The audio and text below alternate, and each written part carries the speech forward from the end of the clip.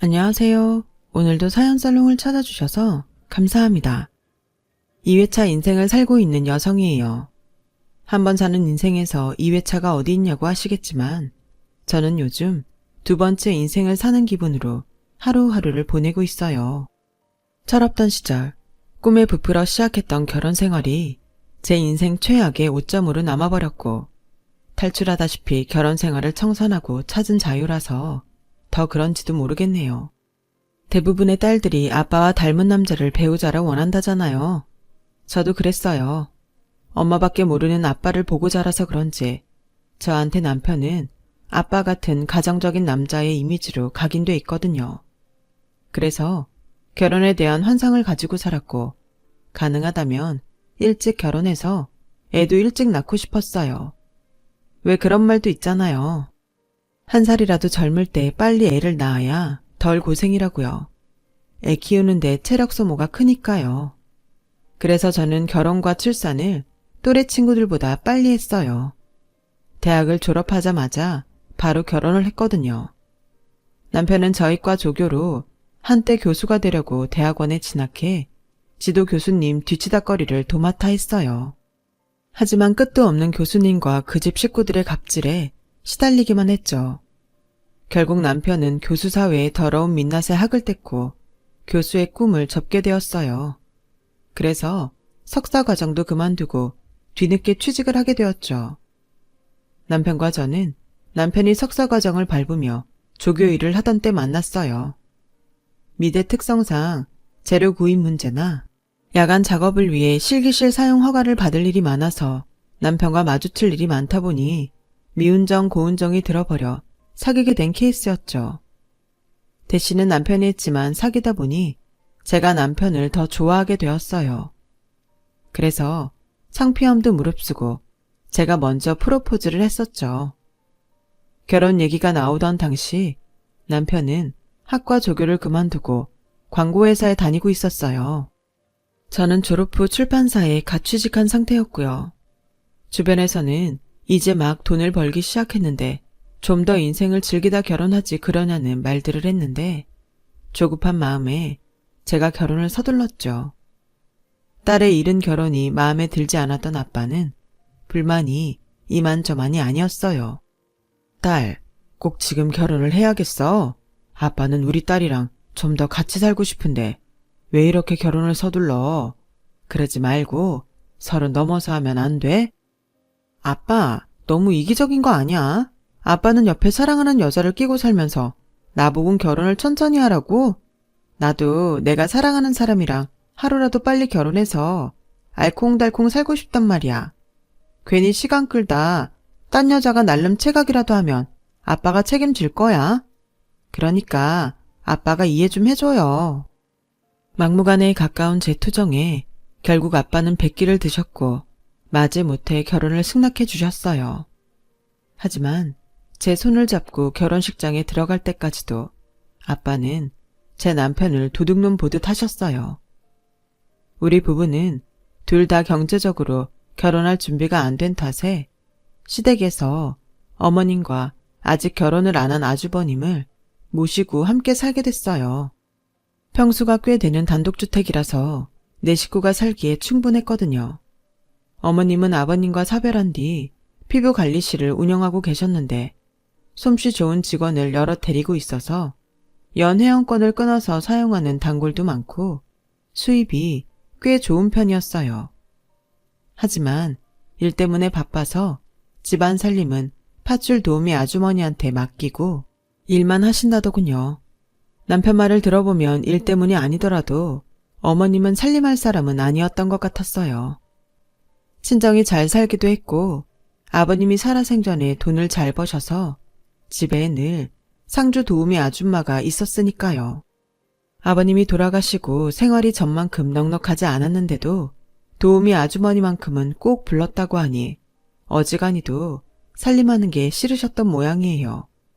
그런데 제가 시집을 오자마자 글쎄 아주머니를 내보내시지 뭐예요? 집에 여자가 둘이나 있는데 딴 사람 손을 빌릴 필요가 있겠니? 청소야 로봇 청소기가 다 하는 거고 빨래는 세탁기가 하고 설거지도 식기세척기가 다 하는데 뭐가 힘들어 사람을 써? 그냥 식구들 끼니나 챙긴다 생각하고 네가 살림 좀 맡아서 해봐. 전업주부로 사는 친정엄마 보고 자랐는데 그 정도는 할 수 있잖아. 솔직히 자신 없었어요. 저희 엄마는 제게 집안일은 일절 시키지 않았거든요. 결혼하면 죽어라 하고 살 텐데 뭐하러 벌써부터 집안일을 하니? 엄마가 할 테니까 넌 네 할 일이나 해. 그간 엄마의 배려 덕에 편히 살았는데 막상 살림을 하게 되니 조금은 배워서 시집 올 걸 하는 후회가 되었어요. 아침에 내 출근 준비만으로도 정신없이 바쁜데 식구들 아침 밥까지 챙기려니 미치고 팔딱 뛰겠더라고요. 살림이 익숙한 사람도 시간에 쫓기면 실수를 하기 마련인데 살림이라곤 해본 적도 없는 저는 오죽했겠어요. 아침마다 전쟁판이 따로 없었죠. 2시간 전부터 준비를 해도 식구들이 식탁에 모일 때까지 국도 제대로 끓여내지 못했어요. 거기다 맛은 또 얼마나 없는지 아침마다 죽어라 일하고도 식구들 눈치를 봐야 했다니까요. 블로그나 유튜브를 볼 때는 별거 아닌 것 같았는데 막상 하려니 뭐가 그리 복잡하던지 그동안 엄마 앞에서 반찬투정했던 게 미안할 정도였죠. 거기다 어머님 말씀과는 달리 살림에 내 손이 안 가는 곳이 없더라고요. 빨래는 세탁기가 한다지만 다 된 빨래를 널고 걷고 개는 건 모조리 제 몫이었거든요. 청소도 마찬가지였어요. 바닥 청소는 로봇 청소기한테 맡겨도 먼지 털고 선반 닦고 하는 건 제가 직접 손으로 해야 했으니까요. 거기다 청소기를 사용하려면 널브러진 것들은 제 손으로 치워야 했으니 비록 기계의 도움을 받는다고는 해도 제가 손 놓고 쉴 수는 없는 거였죠. 그런데도 할 게 없다니 말도 안 되죠. 평일이야 그렇다 쳐도 주말만이라도 마음 편히 쉴 수 있다면 좋으련만 시집살이 하는 며느리가 어디 그럴 수가 있나요? 평생 당신 손으로 살림을 살아본 적이 없는 시어머니는 말로 시키는 것만 잘하지 어머님 혼자 쓰는 욕실이며 방 청소까지 한 번도 하신 적이 없어요. 결국 결혼하고 1년도 안 돼서 저는 회사를 그만두고 전업주부로 살게 되었죠. 일과 살림을 병행했다가는 제가 제 명에 못 죽을 것 같더라고요. 일을 그만둔 이후로는 틈나는 대로 친정엄마한테 달려가 음식도 배우고 살림 사는 요령도 배웠어요. 그 덕에 전보다 집안일이 많이 능숙해지긴 했지만 그와는 반대로 자존감은 하루가 다르게 바닥으로 처박혔죠. 마치 나만 쓸모없는 사람 같았거든요. 저를 제외한 나머지 가족들은 밖에 자기 영역을 가지고 살며 매달 노동의 대가로 월급을 받아왔지만 저는 1년 365일 하루도 쉬지 않고 일을 해도 월급은커녕 집에서 노는 사람 취급만 받았으니까요. 거기다 식구들 중 그 누구도 제가 아는 가사노동을 대단한 일이라고 생각하는 사람은 없었어요. 누구나 다 하는 쉬운 일이라고 치부할 뿐이었죠. 해도 티도 안 나고 잘해도 그저 당연한 걸로 여겨지는 집안 살림에 저는 몸도 마음도 지쳐갔어요. 다른 사람은 몰라도 남편만큼은 내 노고를 알아줄 줄 알았는데 다른 식구들과 다를 게 하나 없더라고요. 넌 집에서 빤빤히 놀면서 와이셔츠도 안 다려놓고 뭐 했어? 밖에서 죽어라 일하는 내가 이런 걸로 아침부터 신경을 써야겠니? 요즘 회사 분위기도 안 좋아서 힘들어 죽겠는데 너까지 왜 이래? 넌 내가 벌어다주는 돈으로 마음 편히 사니까 내가 얼마나 힘든지 모르지? 밖에서 죽어라 일하는 내 고충은 하나도 생각 안 하잖아. 남들 와이프들은 내조도 잘하고 돈도 잘 번다는데 넌 뭐냐? 너도 생각이 있으면 집에서 놀지만 말고 뭐라도 좀 해봐. 남편은 회사에서 받은 스트레스를 제게 짜증을 내며 풀기 시작했고 남편 하나 믿고 이 집에 시집 온 저는 기댈 곳도 하나 없이 외로웠어요. 거기다 아주버님이 결혼을 하면서 제 고충은 더 심해지고 말았죠. 네? 여기서 다 같이 살자고요? 아니, 왜요? 형님이 그러겠대요? 분가 않고 여기서 살겠다냐고요. 자기는 외동으로 외롭게 자라서 식구들 많은 집에서 북적대고 살고 싶대요. 게다가 그 사람이 살림을 해본 적이 없어서 자신이 없나 봐요.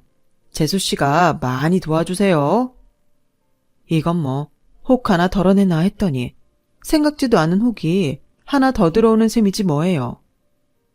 여보, 차라리 이참에 우리가 분가하면 어떨까? 아주버님네가 여기로 들어와 살겠다는데 굳이 우리까지 여기서 살 필요는 없는 거잖아. 우리 따로 나가서 살자. 응? 너 정신이 있는 애니 없는 애니? 당장 집 구할 돈도 없지만 나가 살 집이 있다고 해도 나 혼자 버리로 우리가 어떻게 살아? 돈은 언제 모아서 집 사고 애 키우냐? 그나마 엄마 집에 빌부터 사니까 적금이라도 붓고 사는 건데 당장 네가 돈 벌어올 것 아니면 그딴 소리 집어치우고 정신 차려. 남편은 더 들으려고도 않고 성질을 내곤 거실로 나갔어요. 그리고 얼마 뒤 형님 친정에서 보낸 혼수가 집에 도착했어요. 고작 방 하나 꾸미는데 무슨 살림이 이렇게나 많나 했더니 소파부터 에어컨, TV, 심지어 스탠드 조명 하나까지 고가의 물건들로 꽉꽉 채워왔더라고요. 어머님은 좋아서 연신 입이 춤을 추더군요. 얘 큰아가 뭘 이렇게 많이 가져왔니? 이걸 다 어디다 놔야 할지 모르겠네. 어머님, 침대도 바꿀 때가 된 것 같아서 저희 거 사는 김에 하나 샀어요. 소파도 유행 지난 것 같아서 새 걸로 드렸고요.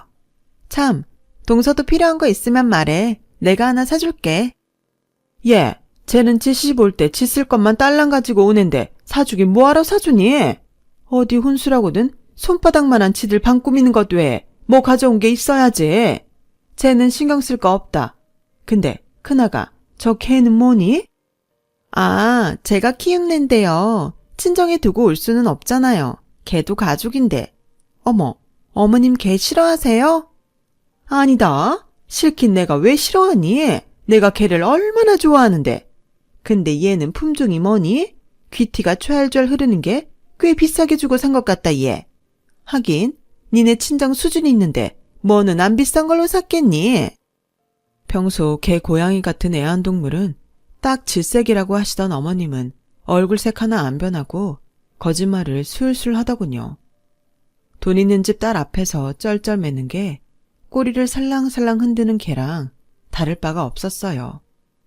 저한테는 그렇게 당당하게 시어머니 노릇을 하시더니 돈 많은 집 고명딸인 맏며느리는 상점 모시듯 했어요. 그리고 그건 시작에 불과했어요. 아주버님 내외가 신혼여행에서 돌아온 그날부터 저는 완전 이 집 무수리가 되어버렸거든요. 아침에 출근을 앞둔 식구들 아침을 차려주고 10시 넘어서 늦지막이 일어난 형님 아침까지 따로 차려줘야 했어요. 식구들 먹을 때 일어나서 같이 먹거나 아니면 직접 차려 먹으면 될걸. 꼭 제 방문까지 두드리고 와선 아침을 차려달라고 하더라고요. 형님, 저는 청소기도 돌려야 하고 빨래도 해야 해요. 아침 정도는 형님이 차려 드세요. 어머 동서, 나 그런 거 못해. 어머님이 집안일은 동서 담당이라고 그러시던데 아니야? 그리고 우리는 생활비도 많이 내잖아. 돈까지 내고 내 손으로 밥 차려 먹을 거면 내가 왜 시집살이를 하겠어? 청소는 나 밥부터 차려주고 해. 부탁이 아니라 명령이었어요. 너무 화가 나서 그날 퇴근한 남편한테 그 얘기를 했더니 이러는 거 있죠. 당연한 거 아니야. 형수가 한 달에 생활비를 얼마나 내는지 알아? 그 돈 받으면서 밥 차려 먹으라고 하면 나라도 기분 나쁘지. 어차피 놀고 있으면서 그깟 밥 한 끼 차려주는 게 뭐가 그렇게 힘들다고 난리를 쳐. 상황 파악 좀 하고 살아. 말 이상하게 하네. 형님이 생활비를 많이 내는 건 내 알 바 아니야. 그 돈이 나한테 들어오는 것 아니잖아. 전이나 지금이나 어머님이 나한테 주시는 생활비는 똑같다고. 암튼 난 형님 아침상까지 따로 챙겨줄 생각은 없으니까 돈 받은 어머님이 차려주시던지 생활비 적게 내는 당신이 하던지 마음대로 해. 제 앞에서는 돈 좀 번다고 유세를 떨던 남편이었지만 알고 보니 그동안 집에 생활비를 거의 안 냈더라고요. 그러니 어머님은 돈 안 내는 대신 저한테 몸으로 때우라는 식으로 당당하게 나왔던 거죠. 형님 아침상을 안 차려주겠다고 하자 집에 이상한 기류가 돌기 시작했어요. 형님은 아침마다 밥을 배달시켜 먹기 시작했고 아주버님은 제게 냉랭하게 대하기 시작했어요. 그리고 어머니는 밥상머리에서 반찬 투정을 시작으로 청소며 빨래 상태 하나까지 트집을 잡기 시작했어요. 하지만 이런 건 참을 수 있어요. 정말 저를 열받게 했던 건 외식할 때 형님이 데려온 개도 데리고 가면서 저만 쏙 빼고 자기들끼리만 밖에서 먹고 온다는 거예요. 저는 그것도 모르고 저녁 준비를 다 해놓고 식구들을 기다렸지 뭐예요. 9시가 다 돼서야 시끌벅적하게 집으로 돌아온 가족들을 보자 화가 나다 못해 눈물이 날 것 같더라고요. 밖에서 드시고 올 거면 미리 전화라도 해주시지 그랬어요. 전 그것도 모르고 저녁 다 차려놓고 기다리고 있었잖아요. 억울한 마음에 목소리까지 떨며 그렇게 말했더니 남편이 그러는 거예요. 뭐 대단한 메뉴라도 한 거야? 뭐야, 고작 생선조림이잖아. 이거 해놓고 집에서 저녁 안 먹었다고 눈물까지 글썽이다니. 당신도 참 사람 속 좁다. 우린 당신 힘들까봐 일부러 밖에서 저녁 해결하고 온 거라고. 고마운 줄도 모르고 왜 난리야? 얘, 놔둬라. 그깟 살림 좀 한다고 유세 떨고 싶어하는 모양인데 애가 생각이 그런 걸 어쩌겠니? 지 손이 똥서 아침 안 차려주겠다고 아침부터 배달음식 시켜먹게 만드는 거 보면 모르니? 쟨 딱 그 정도 소갈머리 이낸 거야. 동서, 작작 좀 해. 참아주는 것도 한계가 있는 거야. 내가 내 돈 주고 밥 먹는데 동서한테 미안한 마음 가질 이유는 없잖아. 억울하면 동서도 돈 벌어. 그놈의 돈. 남의 노동력은 공짜로 부려 쓰는 것들이 돈 가진 유세는 어찌나 내는지 더러워서라도 돈을 벌어야겠다는 생각을 했어요. 하지만 집에 묶인 몸이라서 당장 돈 벌 길이 막막하더라고요. 경력도 미천한데 그나마도 일 그만두고 살림을 한 지 3년이 넘어서 저를 받아줄 회사가 있을 리 만무했고요. 그러다 운명처럼 구직 사이트에 올라온 웹소설 작가 구인 광고를 본 거예요. 학창시절에 장난삼아 소설을 써본 적이 있었는데 친구들이 재밌다며 돌려보곤 했었거든요.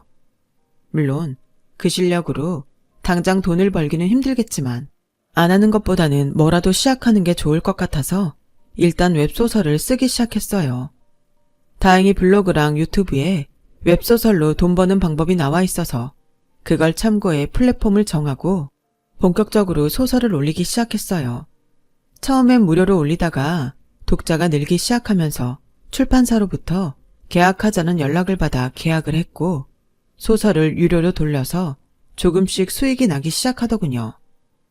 무엇보다 좋았던 건 웹소설을 쓰기 시작하고부터는 가족들의 핍박과 어이없는 갑질에도 신경이 덜 쓰이고 사소한 일에 열을 올리지 않게 됐다는 거예요.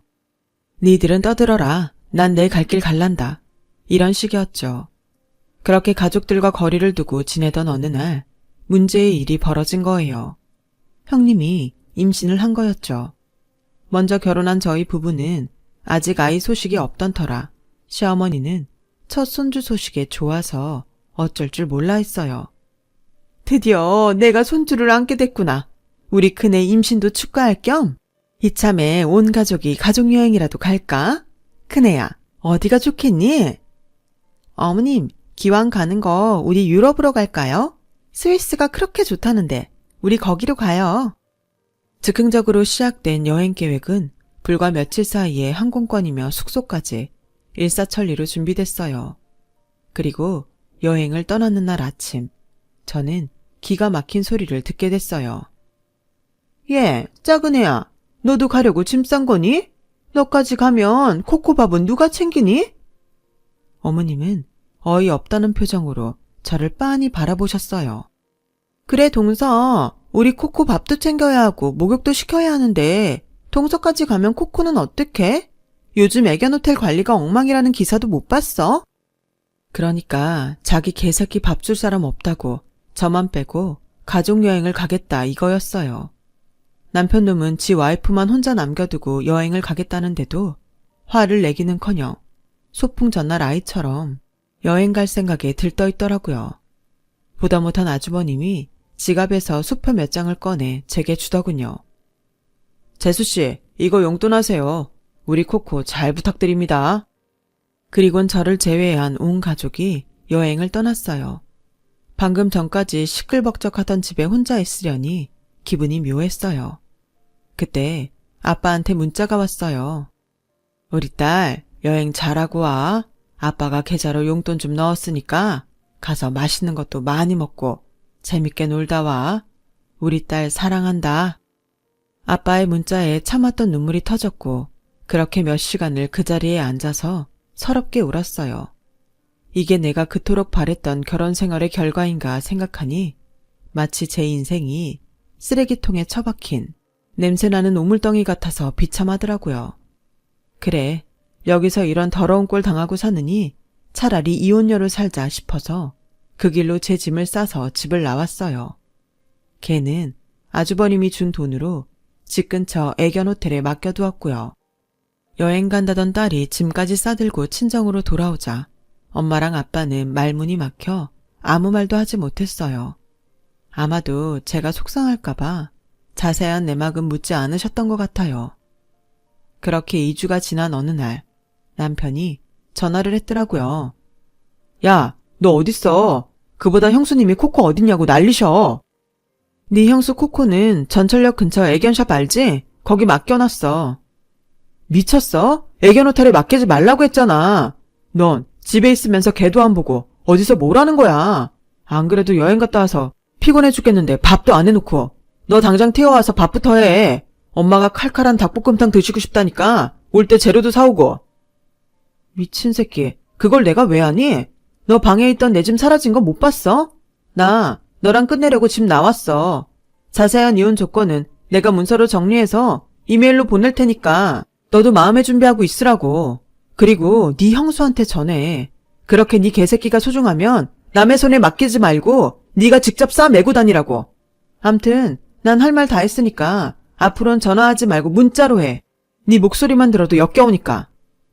그렇게 전화를 끊고 그동안 작성해둔 이혼 조건 문서를 남편 이메일로 보냈어요. 정확히는 그동안 제가 그 집에서 가사 도우미로 일했던 시간과 그에 따른 급여 명세서였죠. 거기다 결혼 후 우리 부부가 모은 돈에 대한 재산 분할 금액까지 정확히 명시해 엑셀 파일을 첨부했어요. 그러자 득달같이 남편이 제 친정으로 달려왔더군요. 현관에 들어서자마자 저희 부모님께 인사도 않고 저한테 소리쳤어요. 너 미쳤냐? 네가 한 게 뭐 있다고 나한테 위자료를 달래. 결혼하고 이날 이때까지 네가 누구 돈으로 먹고 살았는데 일도 않고 집구석에서 노는 거 참고 살아준 나한테 돈을 줘도 모자랄 판에 위자료? 가사 노동금? 웃기시네. 야, 길 가는 사람한테 물어봐라. 가정주부한테 돈 주고 사는 남자가 세상 천지에 어디 있냐? 넌 그렇게 상식이 없어서 어떻게 세상을 살아갈래? 잔말 말고 당장 우리 집에 가서 엄마랑 형수한테 사과부터 해. 걔 밥 좀 챙겨주라고 집에 남겨놨더니 걔는 남한테 맡겨두고 혼자 여기로 와 있어? 아주 네가 간이 배 밖으로 나왔구나. 빨리 안 오고 뭘 꿈을 대. 그때였어요. 저희 아빠가 남편의 뺨을 세게 올려붙이셨어요. 장인어른, 지금 뭐 하시는 거예요? 장인? 누가 네 장인이냐?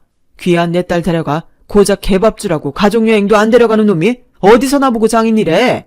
너 그동안 우리 정인이 데려다가 네 집 식모로 부렸던 거냐? 너 하나라도 모자라 온 가족이 내 딸을 구박하고 부려먹었던 거냐고? 이런 개떡 같은 집구석 같으니라고? 정인이가 네 놈이랑 살겠다고 해도 이젠 내가 안 보낸다. 너랑 니네 집구석 인간들한테는 내 딸 절대 안 보내니까 당장 내 집에서 나가. 그리고 똑똑히 잘 들어라. 그간 니들이 내 딸한테 한 짓들 하나도 안 빼고 고스란히 돌려줄 테니 각오하는 게 좋을 거다. 알았어? 아빠는 제 남편의 멱살을 쥐고 대문 밖으로 던져버렸어요. 얼마 뒤 저는 본격적으로 이혼 소송을 진행하게 되었어요. 다는 아니지만 그동안 제가 시댁에서 가사노동을 했던 거에 대한 위자료와 남편으로부터 정당한 재산 분할을 받을 수 있었어요. 남편은 일도 안 한 가정주부한테 왜 자기가 힘들게 번 돈을 나눠주냐고 길길이 날뛰었지만 오히려 그 바람에 판사님한테 꾸중을 듣게 되었죠.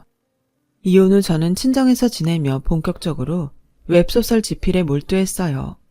출판사의 지원 덕에 이름만 대면 다 알만한 플랫폼에 소설 연재도 하고 그간 깔아놓은 작품이 꽤 돼서 어지간한 대기업 간부들 수입만큼 돈도 벌게 되었죠. 그리고 이듬해 5월 어느 날이었어요. 이혼한 남편한테서 전화가 왔더라고요. 한층 사근사근한 목소리로 근처에 와 있다며 얘기 좀 하자고 하더군요. 만나기로 한 카페에 나가보니 글쎄 시어머니까지 대동하고 온 거 있죠. 모자는 생전 안 하던 짓까지 하며 저한테 그간 어떻게 지냈냐며 얼굴이 많이 헬쓱해진 것 같다는 둥, 밥은 잘 먹고 있냐는 둥 되도 않는 걱정을 하며 딸랑이를 흔들더군요.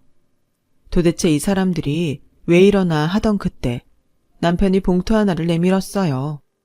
종합소득세 신고하라고 이런 게 집으로 날아왔더라고. 몰랐는데 자기 원고료가 꽤 되더라.